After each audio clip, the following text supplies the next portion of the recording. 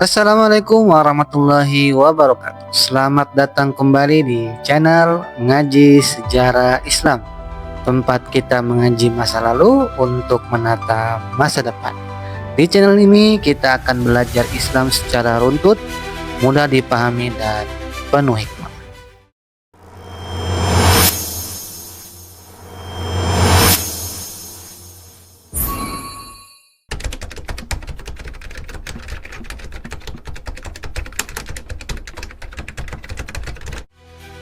Lebih dari 1400 tahun yang lalu, sudah ada sebuah konstitusi yang mengatur kehidupan masyarakat dan yang membuatnya bukan seorang raja, bukan pula seorang kaisar, melainkan seorang nabi. Ia adalah Nabi Muhammad SAW. Dokumen itu dikenal sebagai Piagam Madinah, sebuah perjanjian yang menyatukan berbagai kelompok Muslim, Yahudi, dan suku-suku lain dalam satu sistem kehidupan bersama. Tapi kenapa piagam ini dibuat? Apa isinya? Dan kenapa dianggap sebagai salah satu konstitusi pertama dalam sejarah? Mari kita telusuri bersama.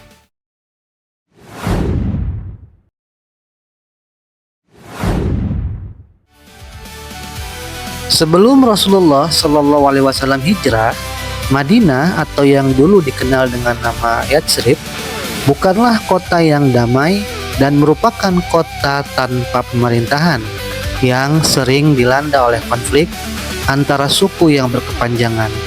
Masyarakatnya beragam, terdiri dari berbagai suku Arab dan Yahudi dengan perbedaan agama dan budaya yang kuat. Tidak ada hukum yang terpusat atau pemerintahan yang mengikat.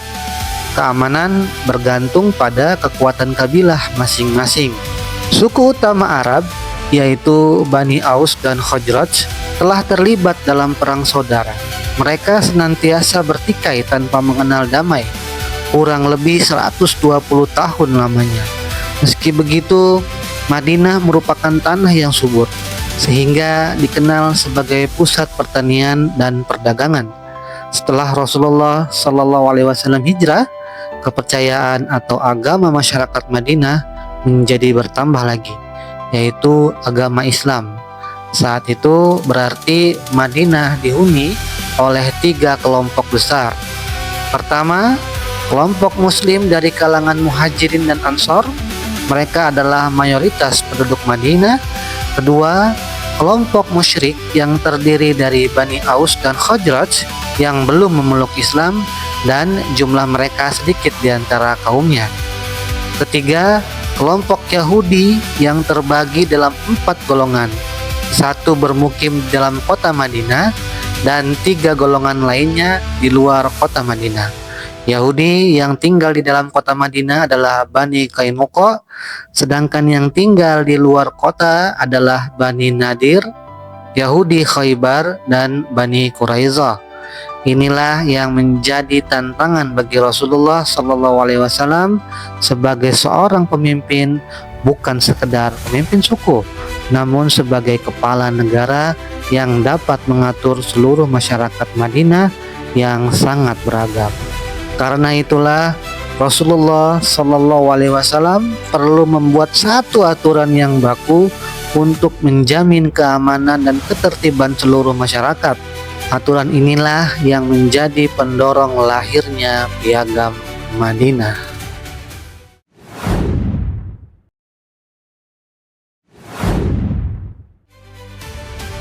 Setelah tiba di Madinah, Rasulullah SAW segera mempersaudarakan kaum Muslim. Kaum Muslim yang berasal dari Mekah atau disebut sebagai kaum Muhajirin dipersaudarakan dengan kaum Muslim yang berasal dari Madinah atau disebut sebagai kaum Ansor. Ini merupakan bentuk ikatan kuat agar kaum Muslim dapat membangun interaksi di antara mereka atas dasar akidah, bukan sekedar golongan, sebagaimana yang terjadi pada masa sebelum Islam datang. Persaudaraan ini mendorong setiap Muslim untuk terikat dalam satu aturan yang sama berdasarkan akidah yang sama.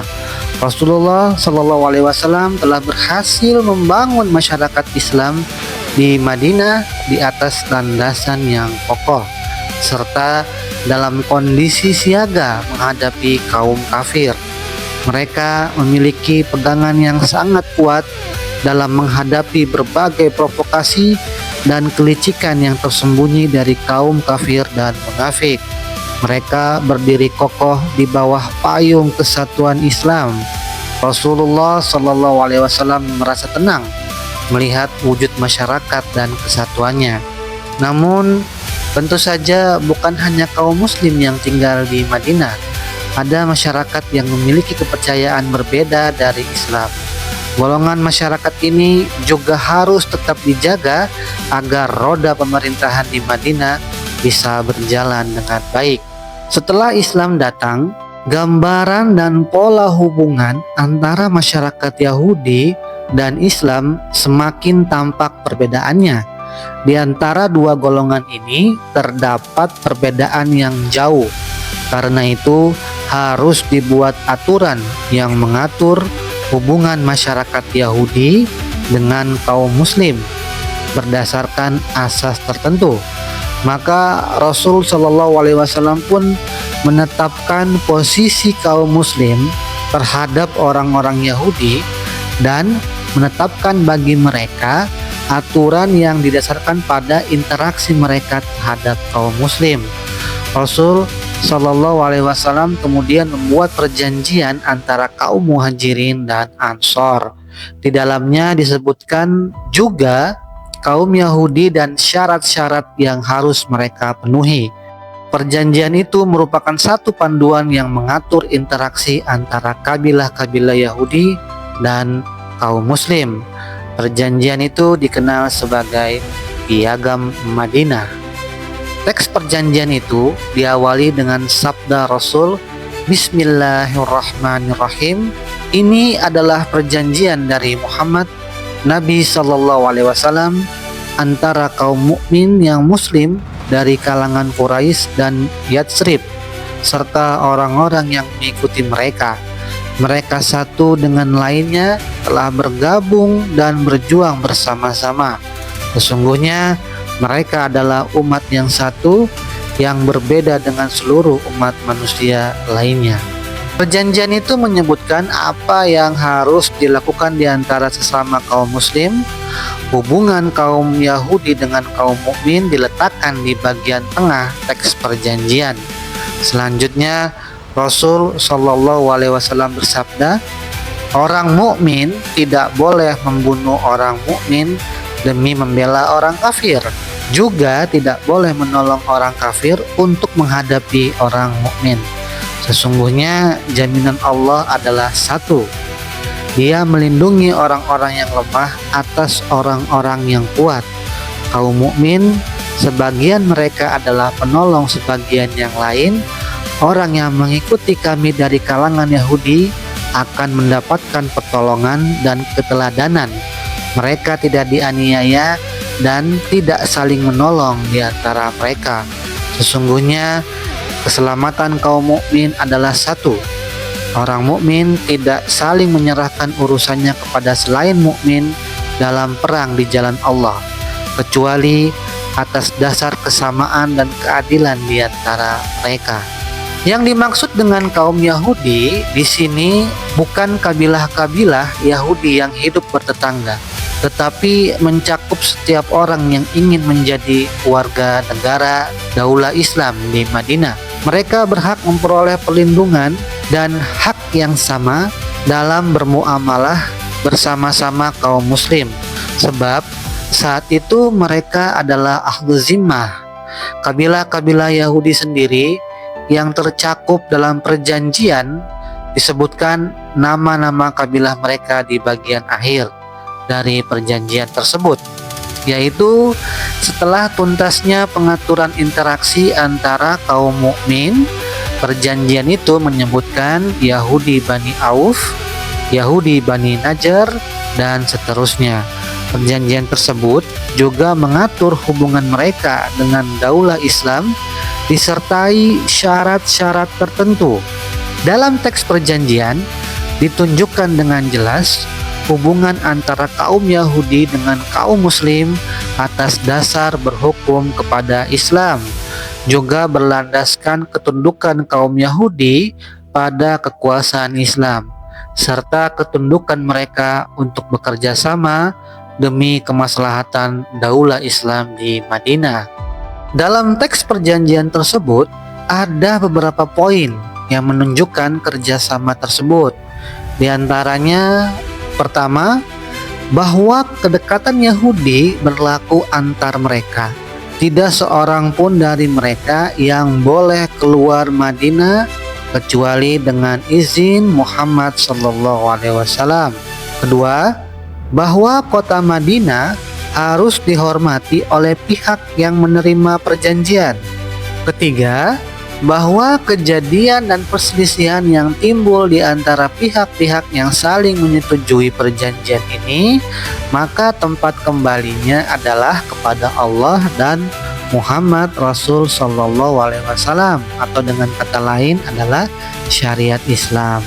Keempat, bahwa tidak boleh menjalin kerjasama dengan kafir Quraisy dan tidak boleh memberi pertolongan kepada mereka. Demikianlah perjanjian Rasul Shallallahu Alaihi Wasallam mengatur semua kabilah Yahudi yang bertetangga dengan Madinah. Mereka disyaratkan tidak boleh keluar dari Madinah kecuali dengan izin Rasulullah Shallallahu Alaihi Wasallam. Mereka diharamkan merusak kehormatan kota Madinah, baik memerangi atau memberi bantuan kepada siapapun yang memerangi Islam.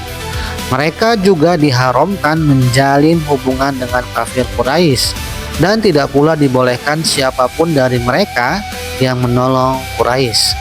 Pelanggaran apapun yang dilakukan mereka terhadap perjanjian tersebut, maka Rasulullah SAW akan menyelesaikannya. Banyak kabilah Yahudi yang sepakat dengan isi perjanjian ini, yaitu Yahudi Bani Auf, Yahudi Bani Najjar, Yahudi Bani Haris, Yahudi Bani Sa'ada, Yahudi Bani Jashem, Bani Aus, dan Yahudi Bani Salabah. Namun ada juga kabilah-kabilah Yahudi yang tidak ikut menandatangani teks perjanjian ini, yaitu Yahudi Bani Quraiza, Bani Nadir, dan Bani Qainuqa. Tetapi tidak lama kemudian mereka turut menandatangani perjanjian tersebut.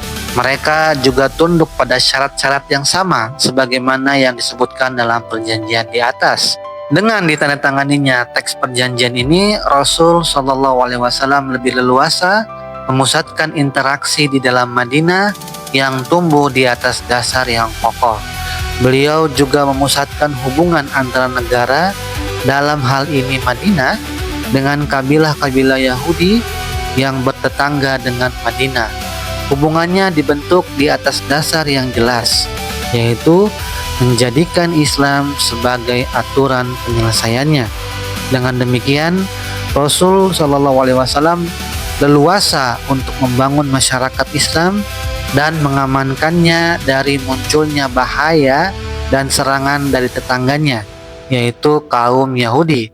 Setelah piagam ini dibuat, Madinah berubah dari kota penuh konflik menjadi masyarakat yang lebih stabil. Di samping itu, beliau mengangkat beberapa komandan ekspedisi dan mengirimkannya keluar Madinah. Jadi, sejak tiba di Madinah, beliau telah mendirikan daulah Islam atau negara Islam yang berada di Madinah.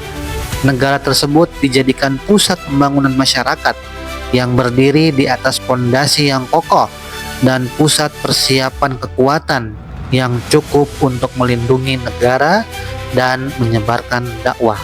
Setelah seluruh persoalan stabil dan terkontrol, beliau mulai menghilangkan rintangan-rintangan fisik yang menghadang di tengah jalan penyebaran Islam.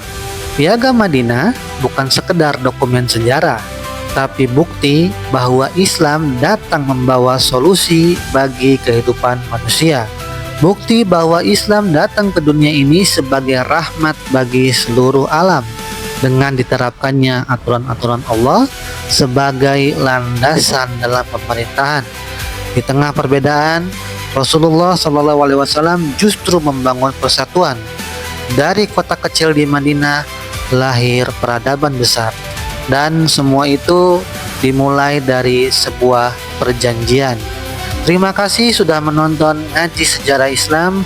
Jangan lupa subscribe, like, komen, dan bagikan video ini agar semakin banyak yang belajar sejarah Islam. Jangan lupa juga nyalakan lonceng notifikasi agar tidak ketinggalan cerita dan hikmah dari sejarah Islam. Wassalamualaikum warahmatullahi wabarakatuh.